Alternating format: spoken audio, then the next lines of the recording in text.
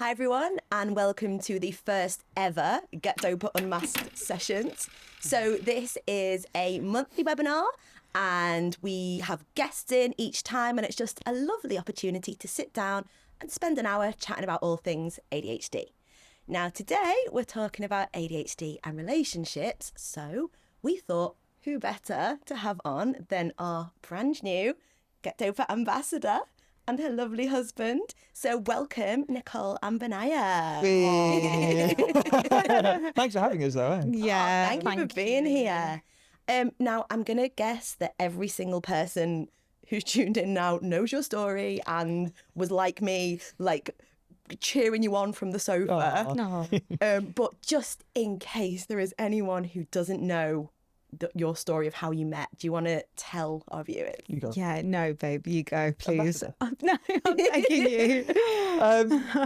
So Nicole and I met on a Netflix show called Love is Blind UK, and where you date essentially in pods, where you don't see each other for 2 weeks, and if you build a connection strong enough, you can propose, and after you get engaged, you see each other for the first time. And then there's a 4-week long process after that where if all goes well, leads up to the big wedding day. And you say I do or I do not. Well, then, I know your answer. So I take it yours went well then? Yeah. I can't complain. Excellent. And so the reason, Nick, that you're now working with us is you had a bit of a realisation after the show ended. So do you want to tell us a little bit about that? Yeah, so after the show ended, actually it was before the show ended, Ben and I had discussed, I think he'd observed that I, did things a little differently. Sometimes my brain worked a little differently. Sometimes I would be very late for things, even though I kind of knew it was there. I didn't have really much structure. So Ben was like, how are you consistently late to things? Like the wedding dress. Like the wedding dress fitting, oh my gosh. And just like a little bit sometimes quite scatty. And he brought up the thought that I might have ADHD. And at the time, I didn't take it all that well. I wasn't well informed about ADHD, so I wasn't sure what it was. I kind of was defensive. I was like, well, hang on. Who are you to tell me this? You've got ADHD. No, I really wasn't. I was a bit ignorant, I'm not going to lie. And then when we got married, it was something that kept coming up, just because we were really, if I'm really quite honest, there was a lot of friction around the organisation. Right. Of the living together, there was quite a lot of friction. So there was look, try and understand yourself. It's a way for us to just understand the why. So, after that, I went and did some research and learned a bit more about it. And then slowly, I came round to actually taking the assessment. It took about 8 months to get a diagnosis. And I have been diagnosed with combined ADHD. So inattentive and hyperactive. Right. So I call myself neurospicy because at the end of the day, now I've come to terms with it. And yeah. So, Ben, you obviously recognised the signs. So have you got someone else in your life with ADHD? How did you know? Have you got experience with that? The only real experience I had was, I think, just growing up. And at the school I went to, they have a holiday week. And you're 16, 17 at the time, and you look after a child one-to-one for a 2-week period. And the children I was looking after had ADHD. Now, I know it shows up differently in men and women, I think. But I mean, I noticed some similarities, but again, it was more just I'd come back into the hotel room and the key card would be in the bathroom sink. I'd be like, that's very random. And then it's a lot of instances like that. So I thought maybe, but I was probably quite naive. I didn't really probably understand it as well as I do now. Yeah. And maybe approaching it with you, I don't know, maybe I could have done that better. I didn't really know the right way to do it. It was more of because I don't see it as I don't know, I never really saw it as a really serious thing that I was like, oh, maybe you do have ADHD. And Do you know what? Sorry to interrupt. That's like one of the things. I'm like, hey, no, I'm really like. I was gonna say, to be fair to Ben, like you handled it like really well. Even when you were saying it, I remember we sat down. We went out on a date night, and he said like, Nick, I can see how crippling it is, and this is a way for you to understand yourself better. And I remember crying in a public space. Obviously, at this point, I don't think the show had come out. Yeah, I'm not sure. No, the show didn't come out, so people didn't know. But I was crying in a public space, and I was like, "Thank you so much for walking through." And it meant so much. I remember I've just cried on his lap. Yeah, well, of course, because you know how much he cares, and he's watching you, struggle with things.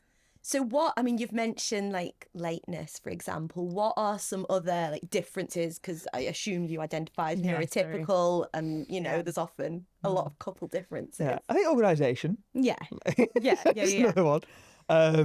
Throughout the house. Because I hate being late as well. I would rather be 30 minutes early than a minute too late.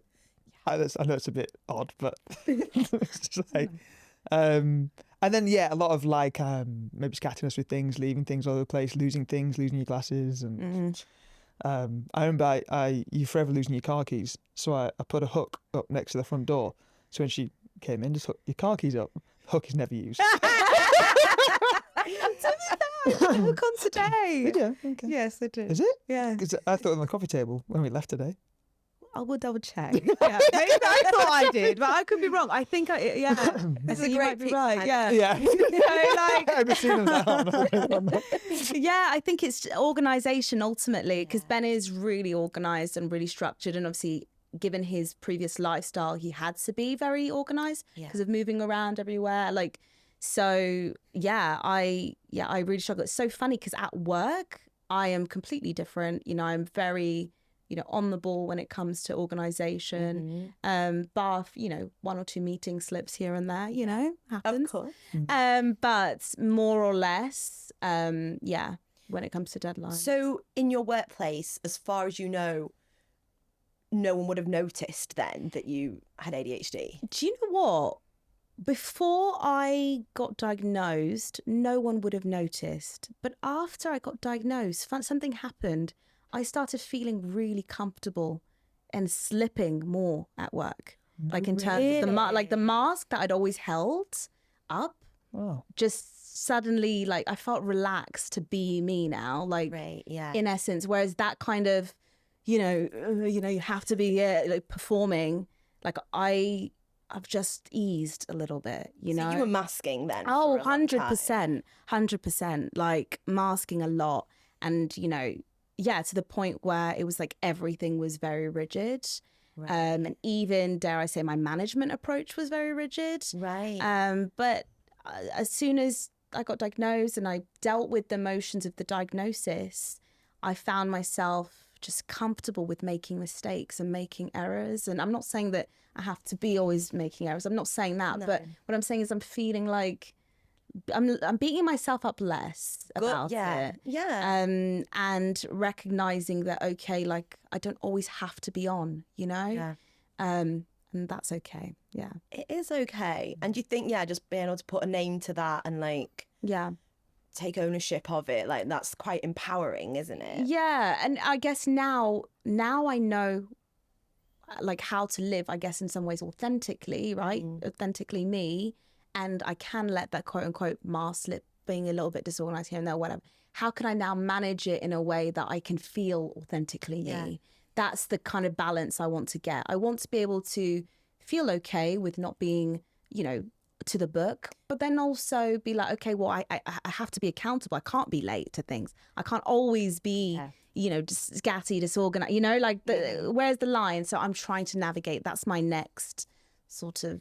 And are you in a workplace where that is something that can be discussed? Are people understanding? Because I know some people face a lot of difficulties when they almost have to come out as having ADHD, and not every organisation understands what that means, so it can be difficult. Yeah, if I'm honest, for me personally, I'm now reevaluating the role I have, and I am now looking at what works for me now. So you know, I've really realized like I'm a night owl. Like I'm such a night owl. So any role that allows me to like work based on results, I'm in completely, because immerse myself in the business I'm supporting. Yes. And there's a stat, isn't there? It's something like you're 300 times more likely to start your own business. Yeah, I saw that.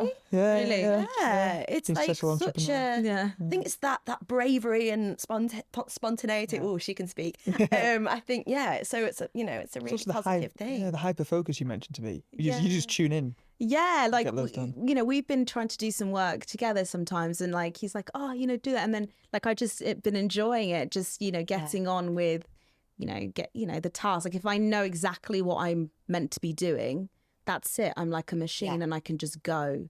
And sometimes, I mean, this is bad. I'm not glorifying this at all, but sometimes not even drinking water, not even eating, just going. It's bad. I'm not glorifying it. That I need to work on the well-being side, but that's the hyper focus I can get into. I mean, this seems like a perfect opportunity to let you take a sip of water right now. This is going to be here just for... As you I bought you that 3 weeks ago. The only thing I tend to drink is green tea.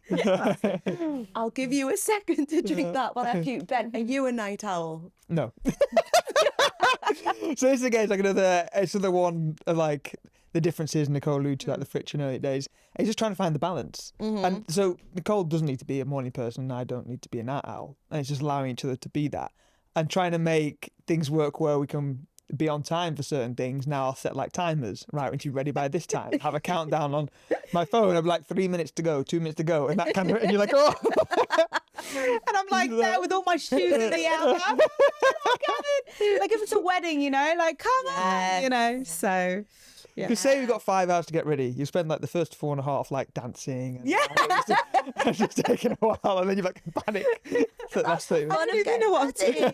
I don't even spend that long on like other things, just dancing, music, singing, like find something else to do. Just something else. Yeah, looking at the birds. Like it's important stuff though. Important stuff. Yeah. So you manage to find ways that you're not like just ships in the night, even though you sort of operate best on different time zones. Yeah. That's good. That's important. Yeah. It's a nice crossover, isn't it? Like late morning. Yeah. When you wake up and I'm still in my I'm just like, what do you want? So do you guys both work from home most of the time then? Yeah. Okay, Yeah, and you've got a system in place that works. You've managed to sort it. Ish. I mean, there's quite a bit of variation in like the day-to-day, week-to-week stuff as well. Yeah. We might be going up north, different places, or abroad, or. Yeah, I think when it comes to like the systems, like when we are working, we make sure that like, for example, like I tend to work quite late or lie in quite a bit. So because we have a small place, we don't have a huge place. So we have designated areas where we both can focus, because Ben's working style is very different to my working style. Right. I'll have a working style, and if I'm in a hyper focus, he can be in and out of the room and I don't care. But obviously, he may not have that hyper focus, so he needs that like separation, alone time. So it's about honoring each other's that. I mean, I'm not going to lie, I'm not going to preach holier than that. Like I struggled with that because our styles were very different initially. I think it's only like the last month, I'd say, we've come into a bit of a groove around the working style. You'd agree, yeah? I'd say so. But that's so good to know, because I'm sure there will be people watching, listening, who like haven't maybe found that groove yet, because so many of us are working from home now, and like being around another person, you've got to be able to like figure that out. So was there a lot of conversation before you worked out what worked for you both? A little bit. Yeah. I think it's more trial and error. Trial and error. Different more than conversation. It would probably have been much easier if we tried the conversation thing first. Yeah. But it's more just like, just trying to, like you say, get into that groove. Yeah. And knowing what works, Yeah. I really love like knowing that 8:45 is like, I have to be at that laptop, just knowing that for me is very helpful, having that time in mind. And so that's the deadline. That's what you've got to stick. Yeah, that's what I need to. I don't want to start any later than that, really. I mean, ideally I start like 7:38. But I'm like, okay, let's get a happy medium in place. And yeah, but that even works for me as well, because that 8:45 actually allows me to also get into the frame of mind of the start, you know, which is a 9 o'clock start. So it gets me into the, rather than, 9 o'clock bang on the chair, like 8:45, I'm like, okay, I'm settling in, and yeah. So when you were on the show, how do you think your ADHD came into play then? Was there anything looking back that you go, oh yeah, that might have been a struggle? Because obviously, you're out of your comfort zone a bit, being, having cameras in your face all day. I imagine that's a bit of a shock to deal with. Yeah, I would say on the show, because I wasn't aware that I had ADHD, I put things down to new atmosphere, it's a new system, stress. I put everything down to stress, but actually I was recalling with Ben, like some of the experience I had off camera. Right. And I mean, you can ask any of the girls who were on the show with me. I was always the last one out of the hotel into the car, to get onto set.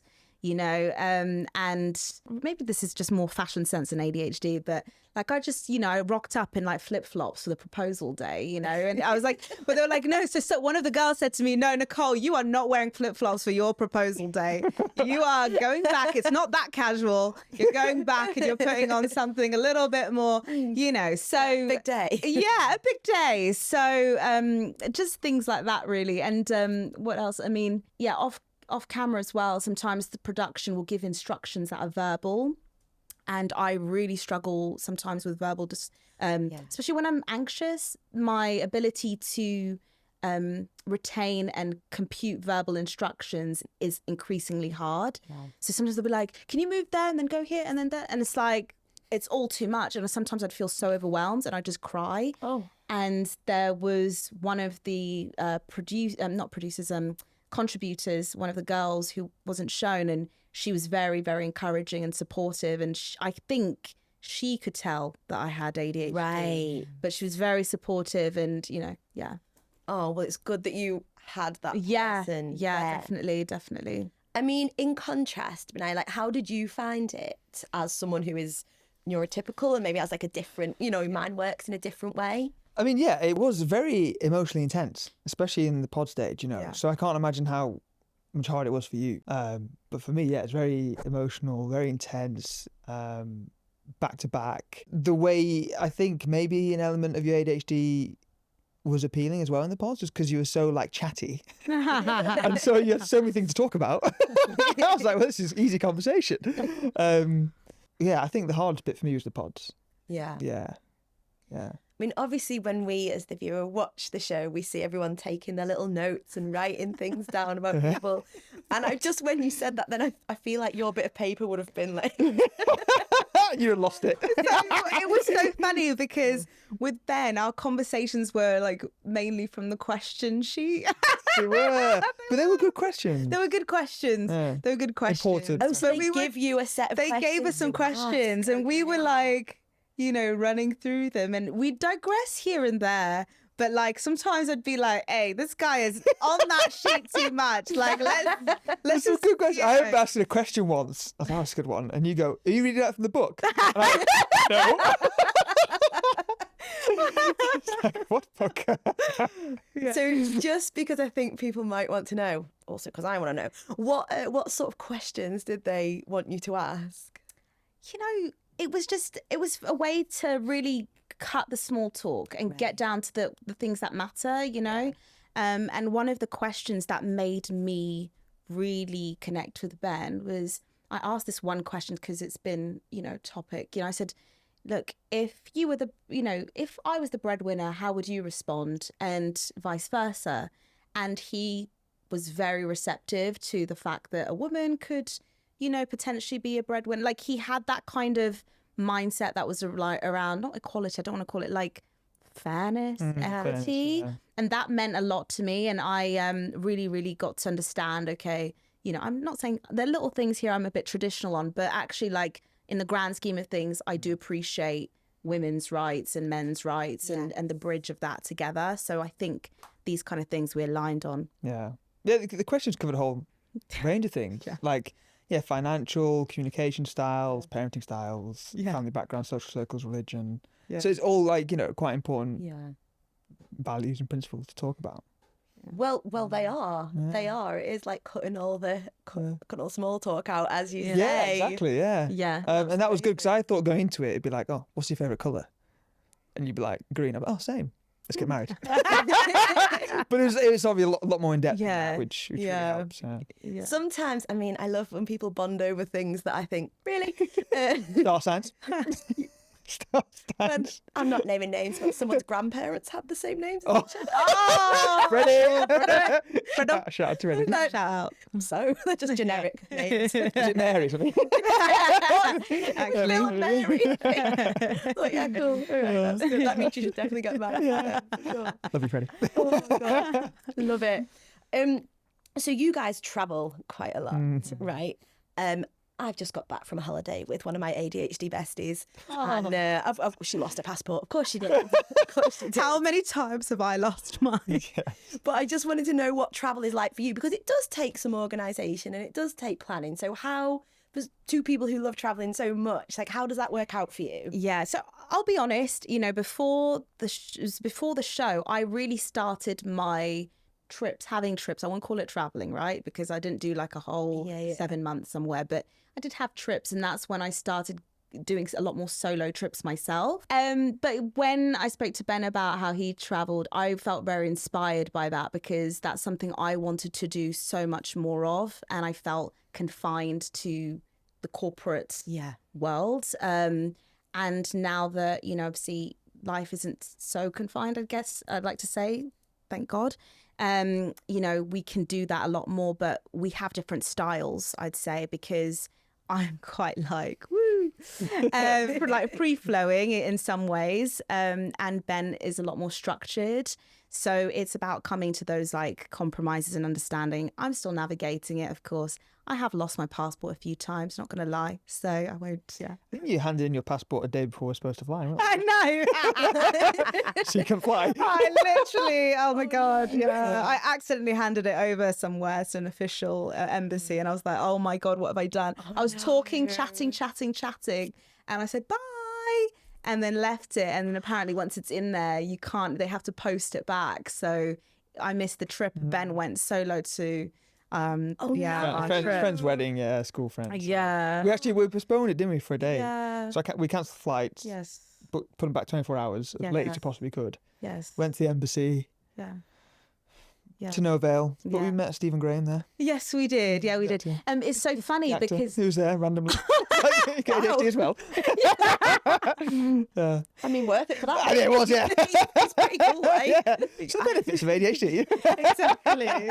I mean, I'm not going to lie.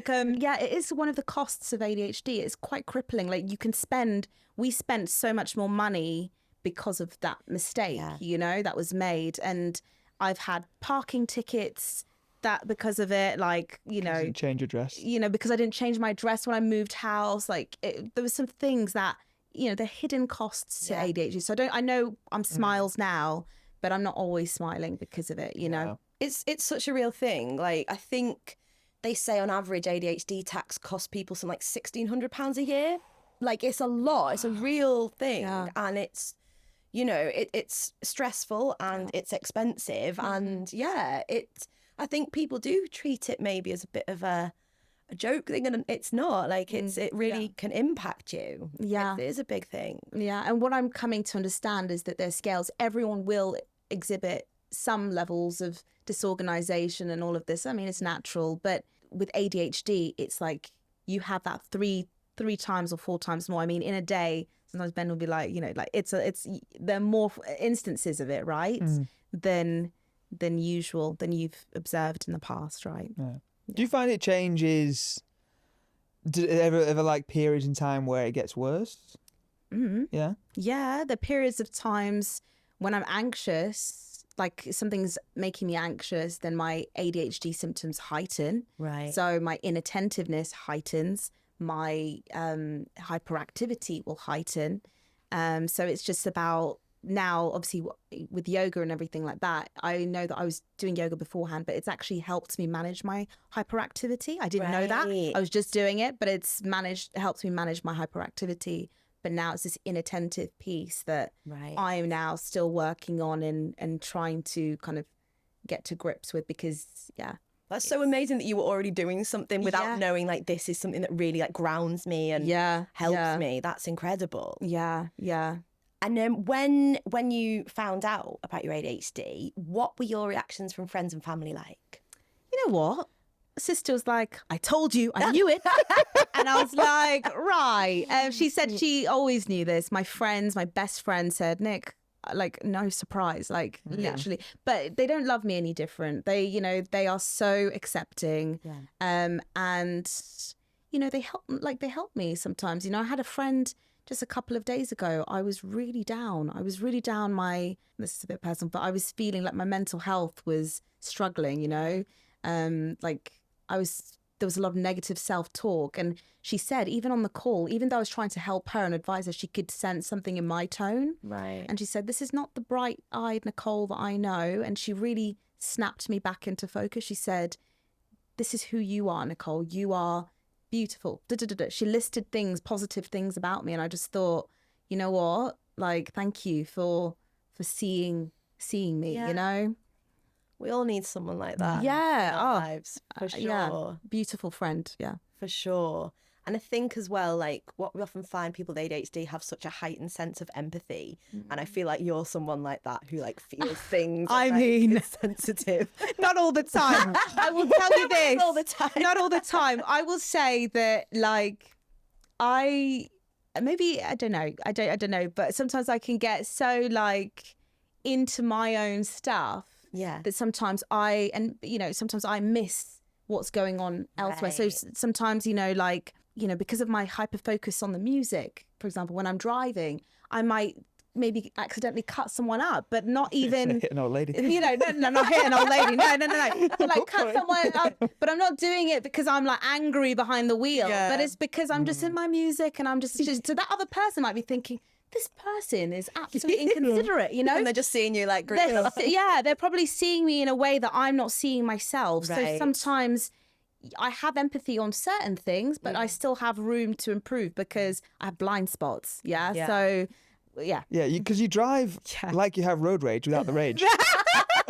It's just like, if I'm driving in front of you, he's so close to my bumper. I'm like, I'm calling you, hey, get back. Oh, sorry, I didn't realise.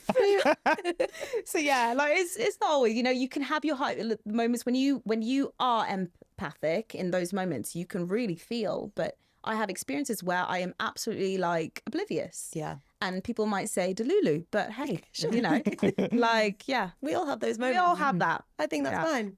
And have you sort of noticed, because quite often when someone receives a diagnosis, they then start to look at their own family and be like, I see. Like, is there any members of your family who you think might also have ADHD? I can't say this. But I've had someone in my life, you know, who is like a role model, who I believe exhibits some level of symptoms. Right. But they don't exhibit it in the way I exhibit it. So it's almost very hard to say you have ADHD, right? Because especially between men and women, they exhibit in a very different way. Absolutely. So I think that person could have it, but I don't know. Okay. Sure. And you wouldn't broach that with them, I'm sensing from your tone.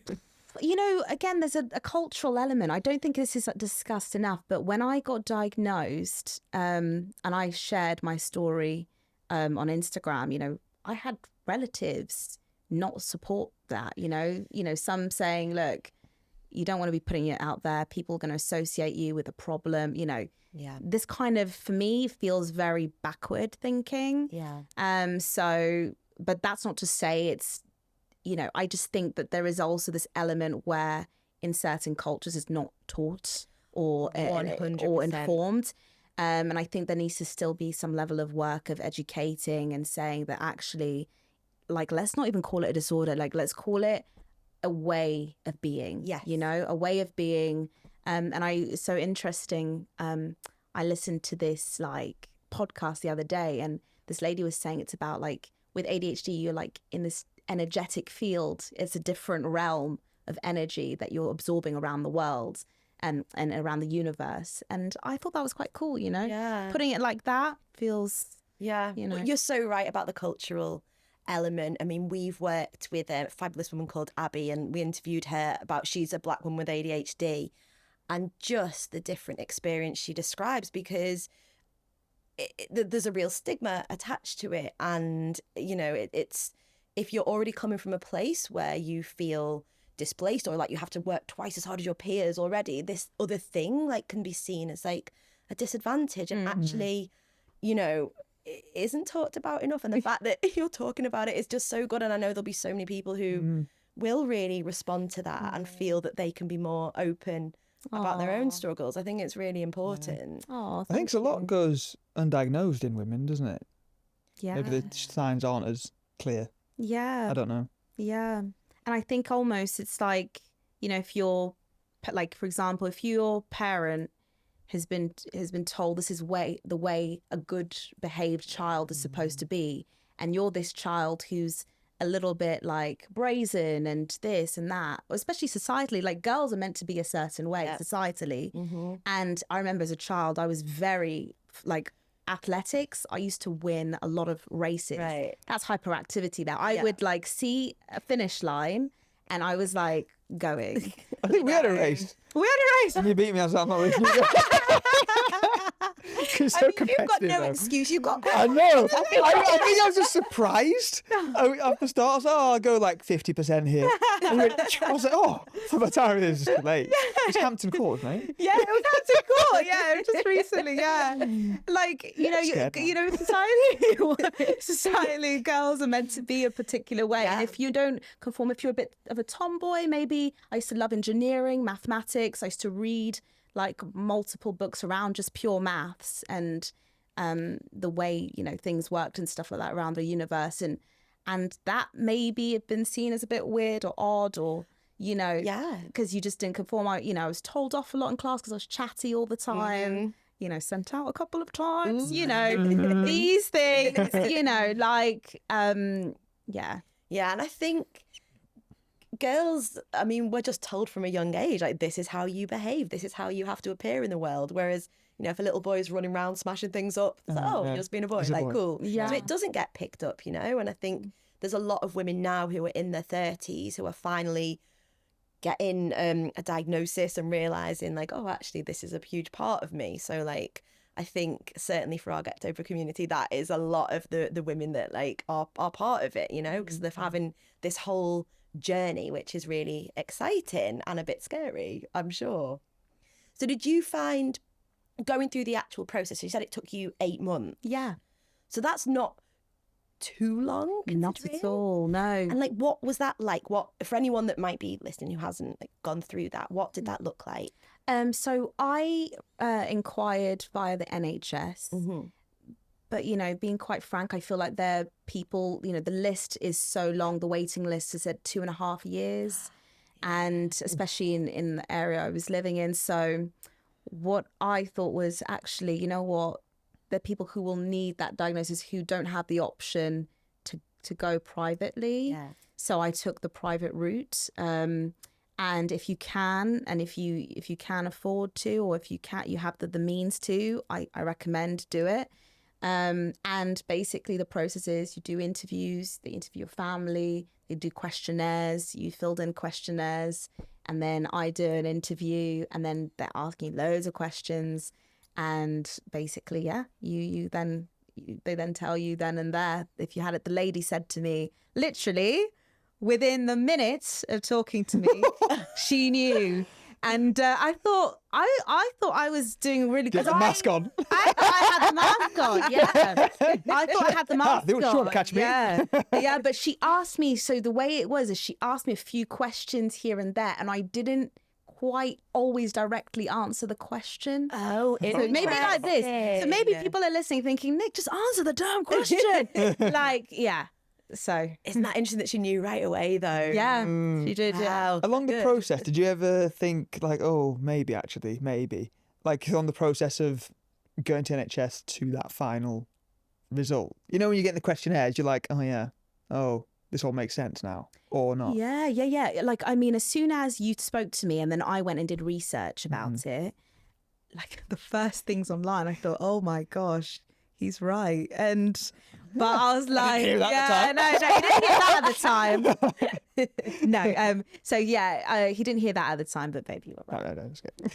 And I'm glad it's recording. A new ringtone. no, we're not going to keep this recording.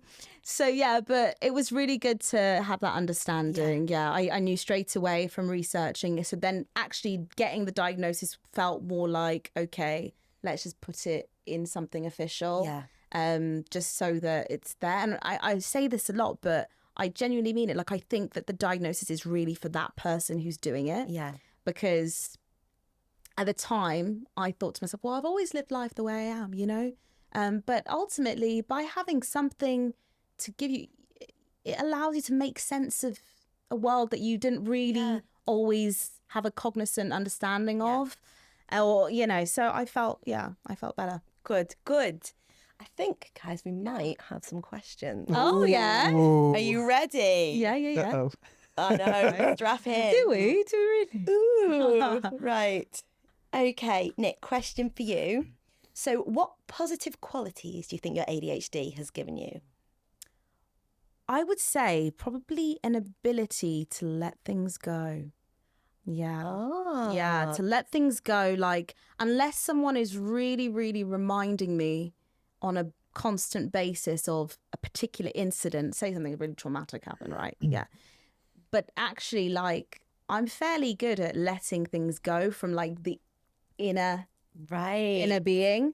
Like, okay, you know, say someone's offended me or everything like that. We can keep it civil. You can be there, I can be here, but I've let it go energetically. Like, I know that. I mean, that is a great quality to have in life. Aw. That's really helpful. Thank you. But then that also has a downside. Okay, it only has the positive. So let's keep it positive.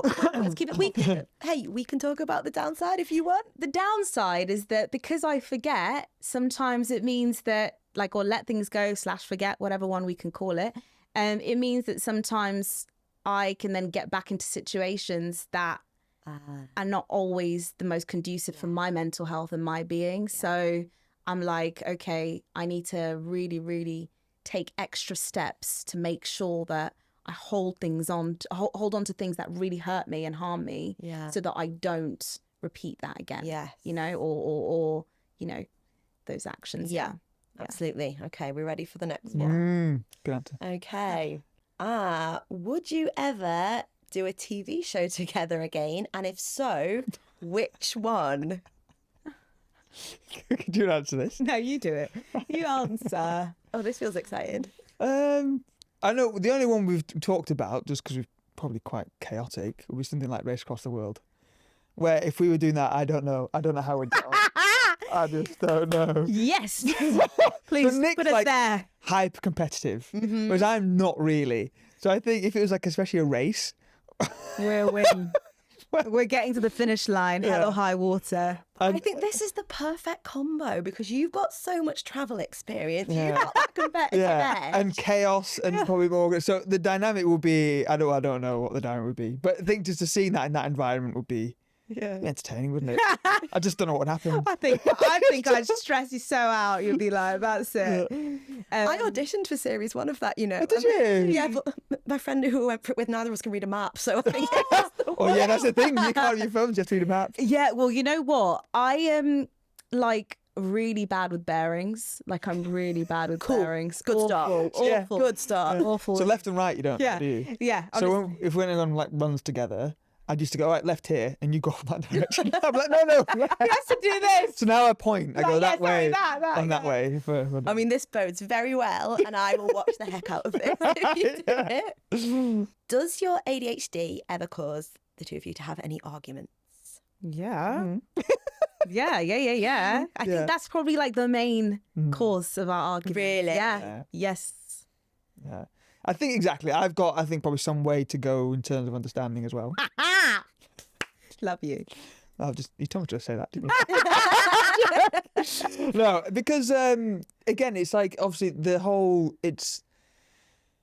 Nick may do or say things where I'd think, well, if I was saying that, it means that. Whereas if you're doing it, it doesn't necessarily mean that, because where it's stemmed from isn't where it stemmed from if I was thinking that way. Does that make sense or not? Yeah. Yes. Maybe not. Yeah. So if you do certain things, I'd be like, well, okay, if you're doing that, it must mean X. Whereas you're doing that, it doesn't mean X, it means B. Yeah. You know? So I've got to understand that, okay, where that's coming from isn't the same place where it come from if it's me. Yeah. Okay. That makes sense. I can't explain that any better. No, I think that's honestly, you've literally hit the nail on the head. But I also think it's like, this is really bad. I don't place deep meaning on things, you know, that like maybe that means I may not be as like aware, I don't know, but I don't necessarily like place a deep meaning on actions or things that are said. So sometimes I might say something and it's like not like a literal thing that I'm saying, but I mean it figuratively. And then maybe this is again wrongly, but maybe I assume that the other person is thinking the way I am. Right. So it's this assumption of you are thinking like me, but you know, you're not me. So I think we've got a way to come. We've both got a way to It is. It's like, it's balance. I think trying to find the balance, because I could sometimes be guilty of like over helping, which is like, in order to prevent you being late and encounter all these problems. Yeah. It's like, well, I'll make sure I've got the train sorted, not time to leave here, the timers are done, and that could be quite like too much. Yeah. You know, be like, oh, I can, you know, I know what I'm doing. I'm old enough to do this now. And I'm like, oh, I'm just trying to avoid just being late. Yeah. But then it's trying to find a balance where you don't feel I'm stepping over the mark, and I can feel they're going to be on time. Yeah. It sounds like you're quite sensitive to that, though. Yeah. It sounds like you're very aware. Yeah. Yeah. Have you ever had the situation where you've been asked a question or asked to make a plan and you're mid hyper-focus and you've said yes and not remembered what you've said yes Like, to? I think that should be a book, really, because that is literally most of the time. Again, this is like, and this is bad. I need to continually work on this, but it's like sometimes I'll just commit myself to things. Maybe a combination of people pleasing, a combination of the ADHD, but I think having ADHD and being very impulsive at times doesn't really help when you're a people pleaser, because it means that you can sometimes say yes, and not really. So again, it's like I really need to start and continue to slow myself down and think of the consequences of the action I take, because I don't think about the consequences of the action. I just go, yeah.